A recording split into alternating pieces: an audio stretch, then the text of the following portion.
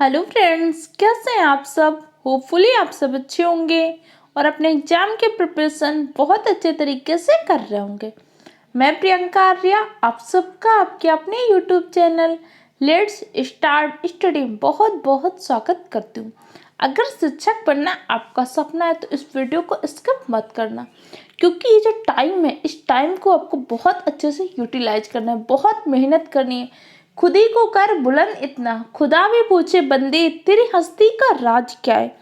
जैसे कि आप सबको पता है कि आप किसी भी टीचिंग एग्जाम की प्रिपरेशन कर रहे हो, TET, C TET, KVS, super TET, किसी भी टीचिंग एग्जाम की। अगर आपके एग्जाम में सीडीपी से क्वेश्चन आते हैं तो वीडियो आपके लिए बहुत ही हेल्पफुल होगी, क्योंकि इसमें हम सीडीपी को, चाइल्ड डेवलपमेंट एंड पेडागोजी को बेसिक लेवल से हाई लेवल तक डिस्कस कर रहे हैं। हर एक पॉइंट को डिस्कस कर रहे हैं जो एग्जाम पॉइंट ऑफ व्यू से इम्पोर्टेंट है। इसलिए आपको क्या करना है, एक ऐसा माहौल ढूंढना है सबसे पहले कि जहाँ पे आप आसानी से अच्छे से मन लगा के पढ़ाई कर सके और कॉपी पेन लेके के बैठना है, ताकि हर एक पॉइंट के आप नोट्स बना सकें।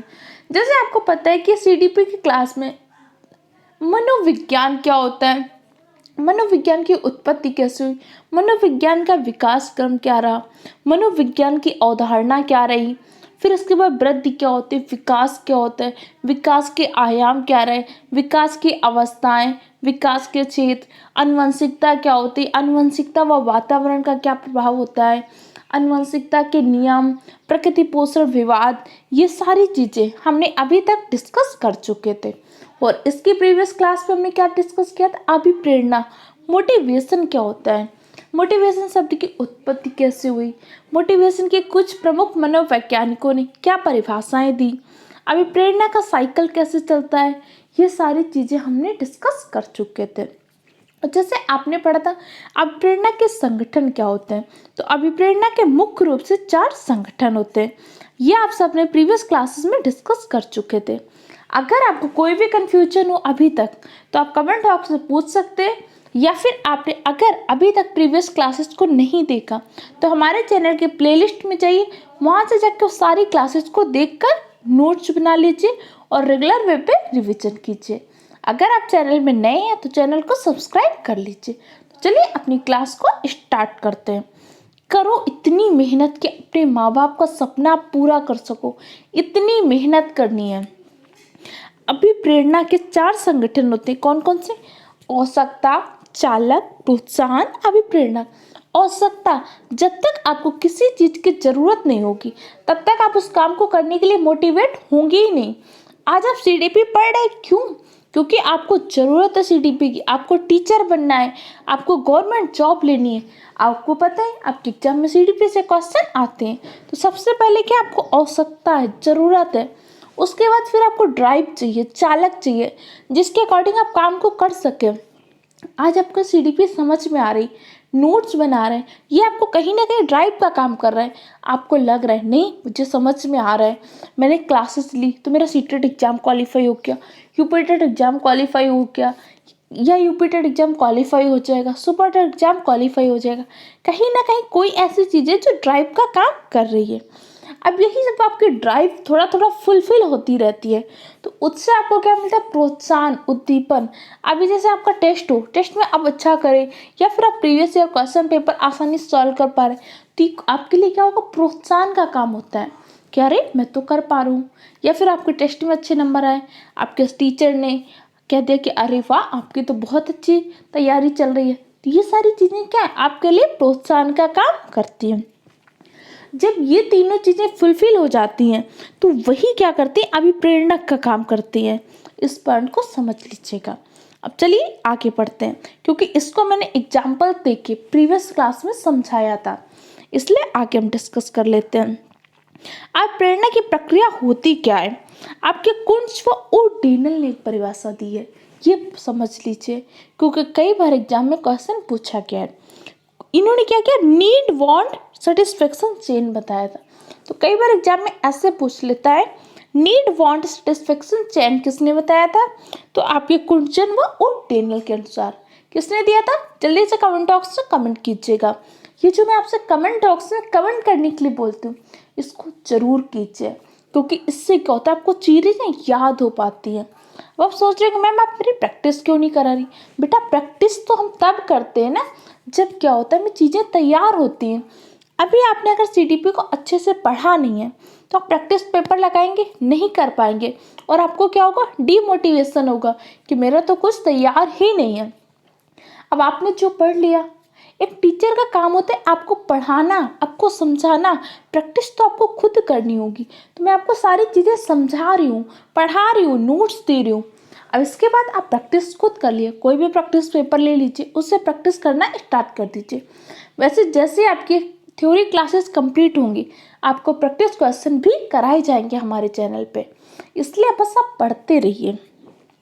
अब कुंचवा और डेंडल ने क्या बताया, उन्होंने कहा सबसे पहले व्यक्ति को क्या होती है, जरूरत, आवश्यकता, आवश्यकता जन्म होती है। सबसे पहले क्या होती है, आवश्यकता। जैसे महिला है या पुरुष है, कोई भी एक व्यक्ति है, अगर उसको सबसे पहले भूख लगी है तभी उसको क्या होगी, भोजन की आवश्यकता होगी। तो सबसे पहले क्या होगा, उसके पास जरूरत होगी। जरूरत क्या होगी, उसे भूख लगी है, उसे आवश्यकता होगी। अब जिससे क्या उत्पन्न होता है, तनाव। अगर उसकी आवश्यकता की पूर्ति नहीं हो रही उससे क्या होता है, उसको तनाव उत्पन्न होगा। अगर उससे बहुत तेज भूख लगी है, उससे खाना नहीं मिल पा रहा है, तो क्या होगा, कुछ टाइम पश्चात उसको तनाव उत्पन्न होगा। अब ये जो तनाव उत्पन्न होगा, बहुत टेंशन होगी, तो इससे क्या होता है, कार्रवाई करता है, वो क्रिया करने की कोशिश करेगी, वो खाना प्राप्त करने की कोशिश की जाएगी। अब वो किस तरीके से कोशिश करती ये अलग चीज़ है, लेकिन वो कोशिश करेगी उसको खाना मिल सके, जिससे अपने पेट की भूख को शांत कर सके। जिससे प्राप्त क्या होता है, कार्रवाई करती है, और हर आवश्यकता से एक चालक आपका जुड़ा होता है। तो जो परिभाषा नीड वांट सेटिस्फेक्शन चेन है, नीड वांट सेटिस्फेक्शन चेन में क्या बताया गया, इसमें कहा कि सबसे जरूरी चीज मोटिवेशन के लिए, अभिप्रेरणा के लिए सबसे जरूरी चीज होती है आवश्यकता। जब तक आपको आवश्यकता नहीं होगी आप काम नहीं करेंगे। आप खुद से सोच लीजिए, अगर आज आपको अपना एग्जाम क्वालिफाई नहीं करना होता, क्या आप पढ़ने बैठते हैं, क्या आप नोट्स बनाते हैं, क्या आप रिवीजन करते, नहीं करते। क्योंकि आज आपके पास आवश्यकता है कि आपको इस एग्ज़ाम को क्वालिफाई करना है, क्वालिफाई करके गवर्नमेंट जॉब लेनी है, उनको दिखाना है। जो आपके दोस्त, आपके फ्रेंड्स, आपके पड़ोसी, आपके रिश्तेदार कहते थे ना कि आपसे नहीं हो पाएगा, तुम्हारी तो जॉब नहीं लगेगी, आपको उनको दिखाना है कि मुझे जॉब लगा के दिखानी है, अपने माँ बाप का सपना पूरा करना है। आपके पास सबसे बड़ी आवश्यकता क्या है, जॉब की, ये बेरोजगारी का दब्बा हटाना है, तभी तो आप ये सारी चीज़ें कर रहे हैं। तो इन्होंने सबसे ज़्यादा महत्व किस पे दिया है, सबसे ज़्यादा महत्व दिया है ज़रूरत पे। उन्होंने कहा जब तक कोई चीज़ की ज़रूरत नहीं होती, जब तक आवश्यकता नहीं होती, तब तक व्यक्ति क्रिया नहीं करता है। यही आपकी नीड वांट सेटिस्फेक्शन चेन है। जब व्यक्ति को नीड होती तो उससे वांट करना चाहता है कि वो चीज़ उसके पास हो, आवश्यकता होगी तभी तो उसकी पूर्ति करना चाहता है, और जब पूर्ति कर लेता है तो क्या मिलती है उसको, सेटिस्फैक्शन। फिर अब उस चीज़ के लिए नहीं करेगा, फिर वो किसी दूसरी चीज़ के लिए ज़रूरत हो जाएगी। अब जैसे आपका मान लीजिए सीटेट का एग्जाम क्वालिफाई है, तो अब आप ऐसा तो नहीं करेंगे कि अब दोबारा सीटेट पढ़ते रहें, 3 बार सीटेट पढ़ते रहें, 4 बार सीटेट का ही पढ़ते रहें, आप नहीं करेंगे ना। अब आप सुपर टेट के लिए पढ़ेंगे, केवीएस के लिए पढ़ेंगे, किसी और एग्जाम के लिए पढ़ेंगे। क्यों, क्योंकि आपकी एक नीड थी सीटेट एग्जाम क्वालिफाई करना, वो तो पूरी हो गई। ये जो चीज़ें मैं आपको समझा रही हूँ रियल लाइफ से रिलेट करके, ताकि चीज़ें अगर आप भूल भी जाएं तो भी क्वेश्चन आने पे आपको ये एग्जाम्पल तुरंत याद आएंगे। आप चाहे तो देख लीजिए, ये जो एग्जाम्पल आप सुनते रहते हैं ना, ये आपके माइंड में तुरंत आएंगे कि नीड वांट सेटिस्फेक्शन चेन में क्या था, सबसे पहले हमारे पास होनी चाहिए ज़रूरत। उस ज़रूरत के लिए हम क्या करते हैं, आवश्यकता की पूर्ति करना चाहते हैं। उस पूर्ति की अगर नहीं होती तो व्यक्ति को होता है तनाव उत्पन्न, और जब तनाव होता है, टेंशन होती है, तभी वो कार्यवाही करता है कि उस पूर्ति करे कैसे भी। अगर पूर्ति हो जाती है तो उसको क्या होती है, संतुष्टि मिलती है, सेटिस्फैक्शन। नहीं होती तो टेंशन बढ़ता जाता है। यही साइकिल हमेशा चलती रहती है। क्लियर हो क्या, कोई भी कन्फ्यूजन हो तुरंत कमेंट बॉक्स में पूछ लीजिएगा। अब जो हमारा ड्राइव उत्पन्न होता है, प्रत्येक आवश्यकता से जुड़ा एक चालक होता है। हर आवश्यकता से जुड़ा क्या होगा, कोई ना कोई ड्राइव होता है। जैसे भूख, भूख से जुड़ा हुआ ड्राइव क्या होता है, भोजन, खाना। आपको भूख लगी है तो आपको किसकी ज़रूरत है, खाने की ज़रूरत है। इसी प्रकार आपको प्यास लगी है तो किसकी जरूरत है? पानी की। प्रत्येक आवश्यकता से जुड़ा एक चालक होता है, इसी चालक से तनाव उत्पन्न होता है। अगर आपको चालक प्राप्त हो गया तो आपको संतुष्टि मिलेगी, अगर चालक नहीं प्राप्त हुआ तो क्या होता है? तनाव। जब आप बहुत भूखे होते हैं, आपको खाना मिल जाता है तो आपकी भूख शांत हो गई। अगर आपको खाना नहीं मिलता तो आप सोचिए क्या करते हैं? कितना गुस्सा करने लगते हैं, चिल्लाने लगते हैं। क्यों? क्योंकि आपको उत्पन्न हो रहा है तनाव। अब उद्दीपन क्या होता है? वातावरण में उपस्थित वे तत्व जो हमारी चालक को शांत कर देते हैं, वह क्या होता है? उद्दीपन होता है। हमारे वातावरण में जो भी ऐसे तत्व हैं जिसके माध्यम से हमारा चालक शांत, हमारा ड्राइव शांत हो जाता है, उसे हम क्या बोलते हैं? उद्दीपन बोलते हैं। और प्रोत्साहन से क्या होता है? हमारे तनाव में कमी आती है। जैसे आप सक्सेस के लिए ट्राई कर रहे होते हैं, कई बार सक्सेस नहीं मिलती लेकिन हमें प्रोत्साहन मिलता है, तो इससे क्या होता है? हमारे तनाव में कमी आती है। क्लियर? इतना समझ में आया? कोई भी कंफ्यूजन हो तुरंत कमेंट बॉक्स में कमेंट कीजिएगा। चैनल में नए हो तो चैनल को सब्सक्राइब कर लीजिए। अब चलिए हम पढ़ लेते हैं आवश्यकता होती क्या है। आवश्यकता, अभिप्रेरणा, चालक, प्रोत्साहन। अगर आपको मोटिवेशन को समझना है तो सबसे पहले आपको पता होना चाहिए कि हर मोटिवेशन के पीछे कहीं ना कहीं आवश्यकता होती है। आवश्यकता, चालक और प्रोत्साहन, ये तीनों मिलकर क्या करती? अभिप्रेरणा, मोटिवेशन का निर्माण करती है। और कई बार एग्जाम में इस तरह से क्वेश्चन देता है, यही टेबल दिया होता है, इसमें एक कोई शब्द आपको फिल करना होता है। तो याद रखिएगा, मोटिवेशन के लिए need plus drive plus incentive, जो आपको ये तीनों मिलेंगे तभी आपका क्या होगा? मोटिवेशन की उत्पत्ति होगी। क्लियर हो क्या? और व्यक्ति की जो जन्मजात अर्जित प्रवृत्तियां होती हैं वो प्रेरक का काम करती है। जैसे भूख, जैसे बच्चा बहुत छोटा होता है तब भी उसके अंदर प्रेरक होता है कि नहीं? एक बार एक क्वेश्चन रीट के एग्जाम में आया था कि एक बच्चे का जन्म हुआ है, सहसावस्था में बहुत छोटा बालक है, कुछ दिनों का है, क्या उस व्यक्ति के अंदर अभिप्रेरणा क्या काम करती है? क्या उस व्यक्ति के अंदर प्रेरक काम करता है? बिल्कुल करता है। बहुत सारे बच्चों ने, मैंने ऑफलाइन देखा था, बहुत सारे बच्चों ने गलत लगा दिया था। उन्हें कहा कि मैम बच्चा जब छोटा होता है, कुछ दिन का होता है, तो उसमें कहाँ मोटिवेशन होता है? मोटिवेशन अलग अलग चीज़ों से हो सकता है ना। जैसे हमारी जन्मजात अर्जित प्रवृत्तियां होती है, ये भी हमारे प्रेरक का काम करती है। और अभिप्रेरणा का ही तो एक संगठन है प्रेरक। अभी मैंने आपको पढ़ाया था ना, अभिप्रेरणा के 4 मूल संगठन होते हैं जिसमें अभिप्रेरक का ही एक प्रमुख संगठन है। तो जो व्यक्ति के जन्मजात अर्जित प्रवृत्तियां होती हैं, ये व्यक्ति की कुछ मूल प्रवृत्तियां होती हैं, वो भी क्या करती हैं? प्रेरक का काम करती हैं। जैसे भूख, जब बच्चा बहुत छोटा उसको भी भूख लगती है, और जब भूख लगती है उसको दूध मिल जाता है या जो भी चीज़ें वो खाता है तो शांत हो जाता है। अगर उसकी भूख की शांत नहीं होती तो बच्चा क्या करता है? रोता है, चिल्लाता है। तो कहीं ना कहीं उसके अंदर प्रेरक है ना, जो प्राप्त होने पर शांत हो जाता है। नींद, नींद भी क्या है? एक प्रकार का जन्मजात प्रेरक है। जब बच्चे को नींद आ रही हो आप उसे सोने नहीं देते, आप ट्राई करके देखिएगा, अगर आपके यहाँ छोटा बच्चा है तो वो क्या करेगा? रोएगा, चिड़चिड़ाएगा, क्योंकि उसके अंदर प्रेरक है कि उसको लग रहा है अब हमें सोना चाहिए। भूख, प्यास, नींद, ये सब क्या है? अर्जित प्रवृत्तियां नहीं है, जन्मजात प्रवृत्तियां। और ये सब भी क्या करती है? प्रेरक का काम करती है। अब अर्जित प्रवृत्तियां क्या होती हैं? जिन चीजों को हम अर्जित करते हैं, जैसे पद, प्रतिष्ठा, सम्मान, यश, नाम, ये सारी चीजें क्या हमारी अर्जित प्रवृत्तियां हैं। इन सब चीजों को भी हमें प्रेरक का काम करती है। जैसे में कोई पोस्ट मिलती है तो हमें लगता है इससे बड़ी पोस्ट मिल जाए। आज अगर आपको गवर्नमेंट टीचर की जॉब लग जाती है तो कल आपको लगेगा कि इसमें टीजीटी के एग्जाम क्वालिफाई कर लूँ, फिर आपको लगेगा पीजीटी कर लूँ, फिर अलग अलग एग्जाम। हमारे अंदर क्या होती है? इच्छाएं बढ़ती रहती हैं।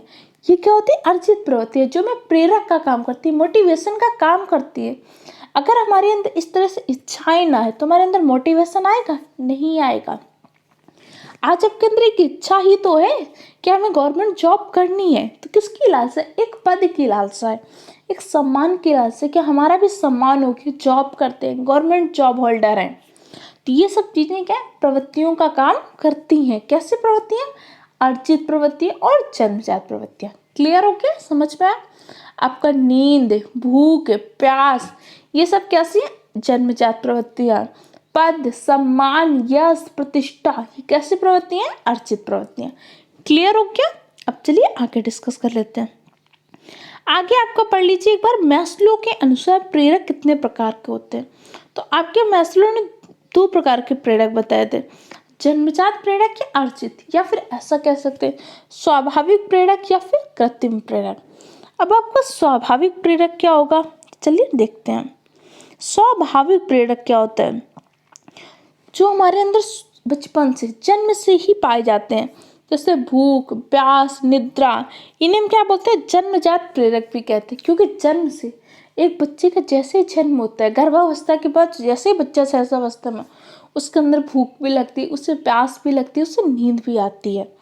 और अर्जित प्रेरक क्या होते हैं, समाज में प्रयास के द्वारा अर्जित करते हैं, जैसे प्रतिष्ठा, रुचि, सामाजिक संबंध, ये सब क्या होते हैं, अर्जित प्रेरक होते हैं। तो अभी आपने समझा प्रेरक क्या होते हैं, मैस्लो ने कौन कौन से प्रेरक बताए थे, ये सारी चीज़ें आप समझ चुके हैं। अब चलिए एक चीज़ और देख लीजिए, ये लाइन जो मैंने लिखी बहुत इम्पॉर्टेंट है, कई बार एग्जाम में पूछा गया है। अभिप्रेरणा अधिगम का सर्वोत्कृष्ट राजमार्ग किसने बोला था, तो आपके स्किनर ने बोला था। किसने बोला था, स्किनर। स्किनर ने बोला था motivation is the super highway of learning. उन्होंने कहा कि अगर मैं किसी को कुछ सिखाना है तो मोटिवेट करना बहुत ज़रूरी है। जैसे आप बहुत छोटे होते हैं, याद कीजिए जब आपने साइकिल चलाना सीखी थी, जब साइकिल चलाना आप सीखते, थोड़ी थोड़ी चलाते थे, फिर भी हमारे पेरेंट्स हमें क्या करते थे, मोटिवेट करते थे, वेरी गुड, बहुत अच्छे चला रहे हो, बहुत जल्दी सीख जाओगे।